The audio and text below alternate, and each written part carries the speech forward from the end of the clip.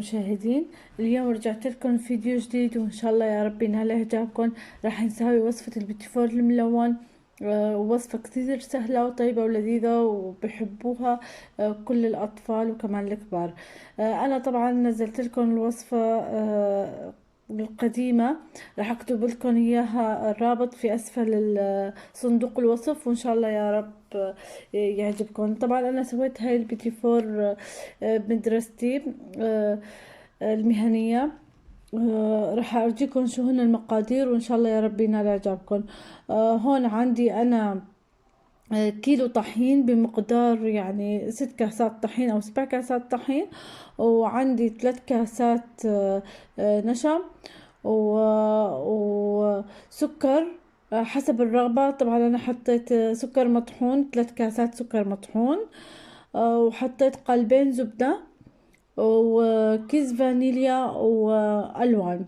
انتوا الالوان بتحبوا تشتروها سائلة او بودرة، بس انا بفضل الاثنين صراحة. انا جربت الاثنين فطلع عندي الالوان، شوفوها وان شاء الله يا رب تنال اعجابكم. في كمان الوان الطعام هيك بتكون كبيرة، بس انا ما لقيت صراحة غير الظروف. للأسف ما لقيت غير الظروف هذول، وإن شاء الله يا رب تنال إعجابكم. وعندي باكيتين فانيليا. راح نبلش بالمقادير وإن شاء الله يا رب تعجبكم الوصفة، وسهلة ولذيذة وما بدها يعني كثير مكونات. هون عندي الزبدة، هاي راح أفرغها. شايفين عندي هون قالب زبدة حسب نوع الطحين. يعني انا اخذ مني يعني قالبين زبدة الا شوي. طبعا على حرارة الغرفة خلوه. ليكن انا خليته على حرارة الغرفة عشان يسهل علي عجنه. طبعا هون انا حطيت القالب ليكو حسب حرارة الغرفة.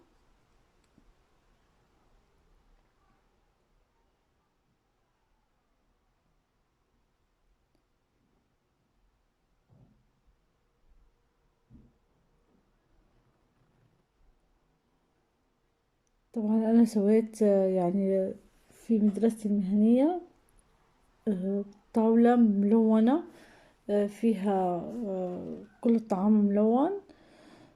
طبعا انا حطيت هلا القالب الثاني، شوفوا ظل منه يعني ربعه الا شوي، بس شوي هيك يعني هو تقديري، او اذا بتحبوا تحطوهن كمان ما في اشكال. يعني بمقدار يعني هيك القلبين الزبدة يعني بحدود بيجوا حوالي 4 كاسات هيك شي.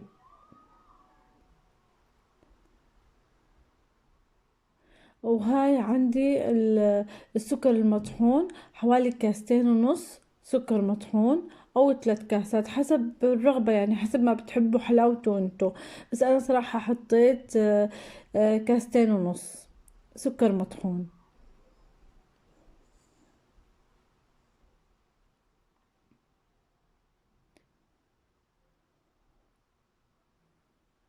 او بتقدروا تعايروه يعني بالزبدية، يعني هي الزبدية خلوها ثابتة للمعيار السكر والطحين.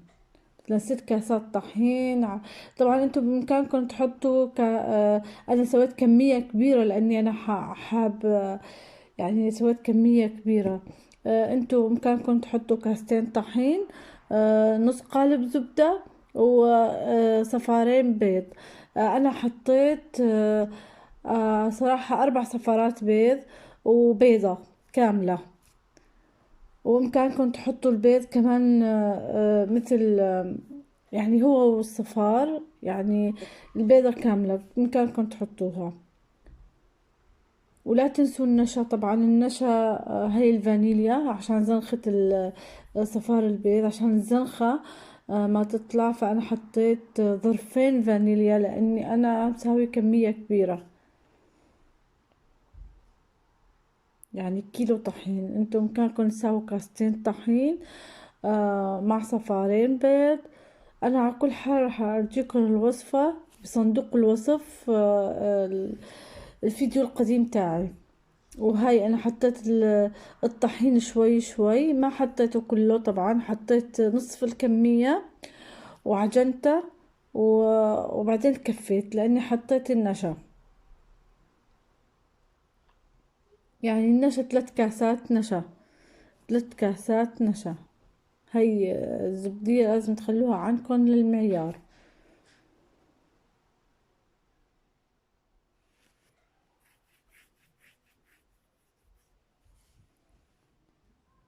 ثلاثة، أنا حطيت 3 كاسات نشا.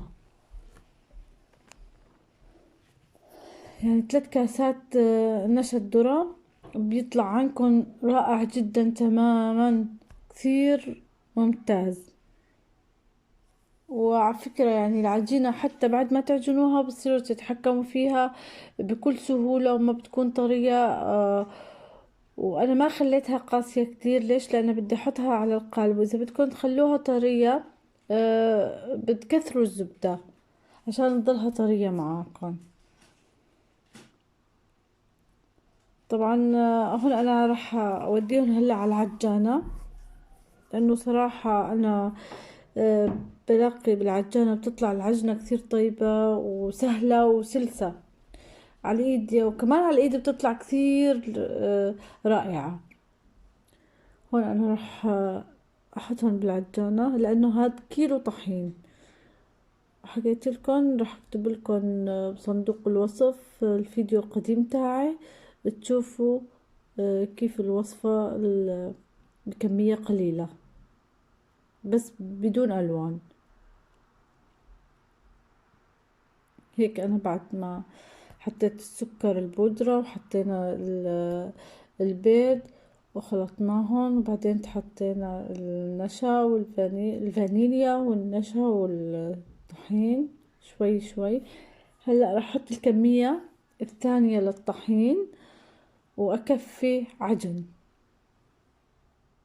طبعا لانه صارت عندي العجنة طرية كتير، طبعا انا بعجن بشوفها بكل ما تحتاج طحين برد احط زيد عليها الطحين. شايفين شلون؟ يعني ما حطيته كله دفعة واحدة، لا حطيت كمية شوي شوي حتى اشوف العجنة قديش تستهلك طحين. انا هيك حطيت كل الكمية، حطيت حوالي 6 كاسات طحين لاني مسوي كمية كبيرة، يعني حوالي او 7 كاسات طحين حسب الكيلو اللي عندكم. طبعا الكيس اللي عندي انا طلع 6 كاسات طحين وشوي. شايفين شلون طلعت العجنة رائعة جدا وكثير لذيذة وسهلة الاستعمال.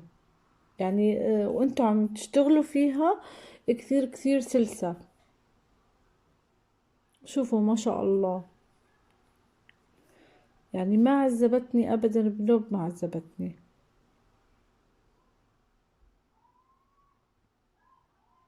شايفين هلا بعد ما خلصت العجينة خليتها شوي ترتاح بالعجانة، خليتها هيك شوي عشان اقدر هلا برد اكفي عجنها.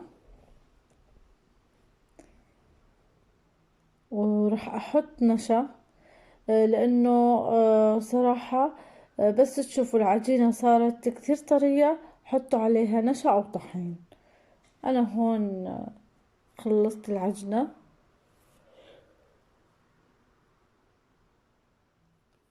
شايفين ما احلى العجينة، كثير سلسة وسهلة ما شاء الله.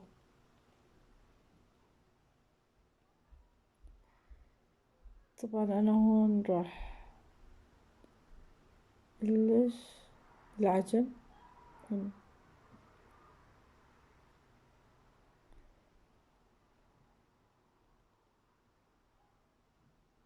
راح اقسمها.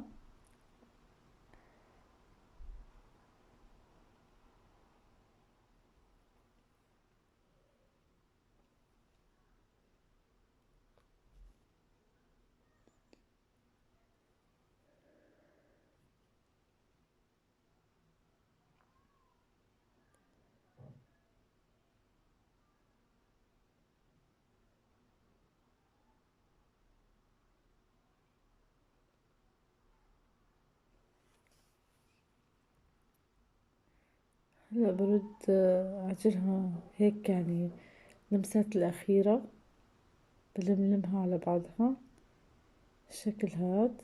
شايفين شلون؟ يعني عجينة راح أقسمها أقسام علشان أختار الألوان. طبعا راح أقسمها عدة أقسام. هذا القسم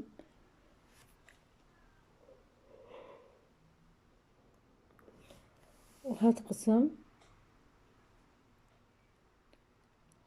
ها انتوا حسب الرغبة، حسب ما بتحبوا تلونوها او ما تلونوها. بس هي البيتي فور انا اللي مساويها هلا هاد بالالوان.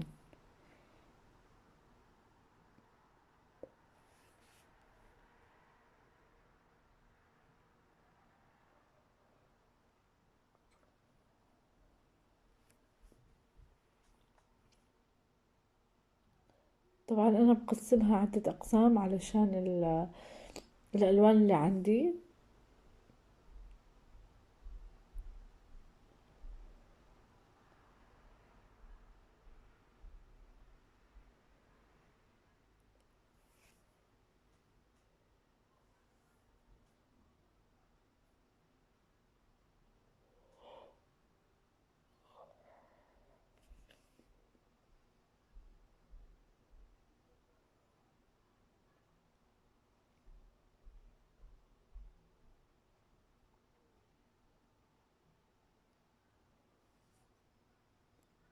انا عم بسوي لكم اياه خطوة بخطوة، ما بدي احدث منه حتى يعني تشوفوا شلون انا بلشت وشلون انا انتهيت من العجن وشلون انا قسمته وشلون حطيت على الالوان.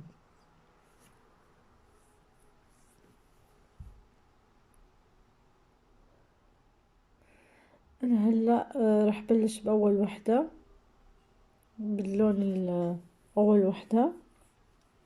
راح اشوف شو هلا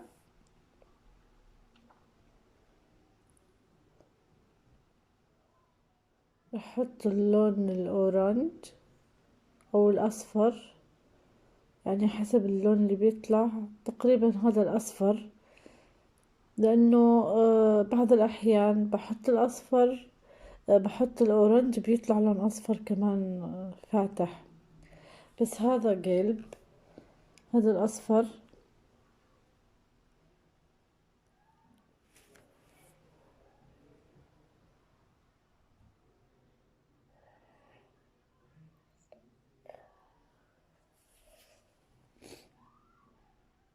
طبعا انا عجنته وشوفوا شلون بظني اعجن فيه حتى يطلع معي اللون. عجنته بظني ادعك فيه حتى يطلع معي اللون.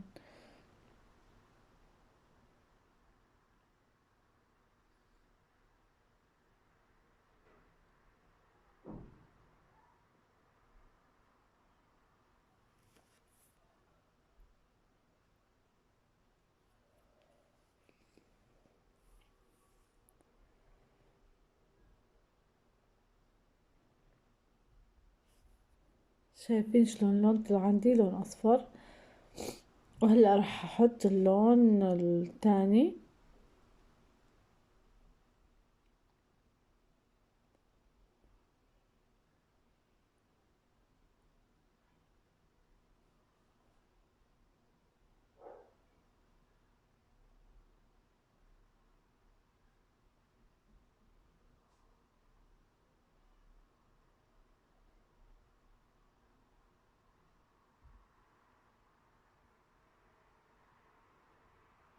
هذا اللون الاحمر. بس ما رح يطلع عندي لون احمر احمر تقريبا. رح يطلع معي لون يعني زهر، لانه صراحة ما طلع معي اللون الاحمر كتير، لانه حكيت لكم انا ما عندي الحنجور تاع الطعام اللي كان عنا بسوريا في اخضر احمر اصفر بنحطه على الرز المندي. هاد هلا انا جبتها هون عنا، لانه بالمانيا ما في غير الظروف في بس صراحة ما لقيت انا غير البودرة. والسائلة كمان.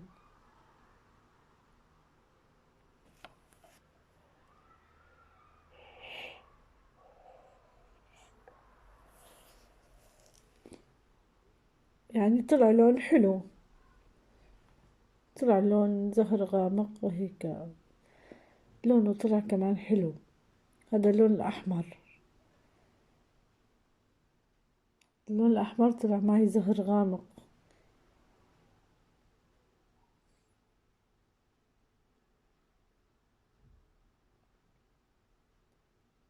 تابعوني أعزائي المشاهدين خطوة بخطوة، وشوفوا شلون راح يطلعوا الألوان معي كلياتهم، عدة ألوان. وإن شاء الله يا رب الفيديو ينال إعجابكم.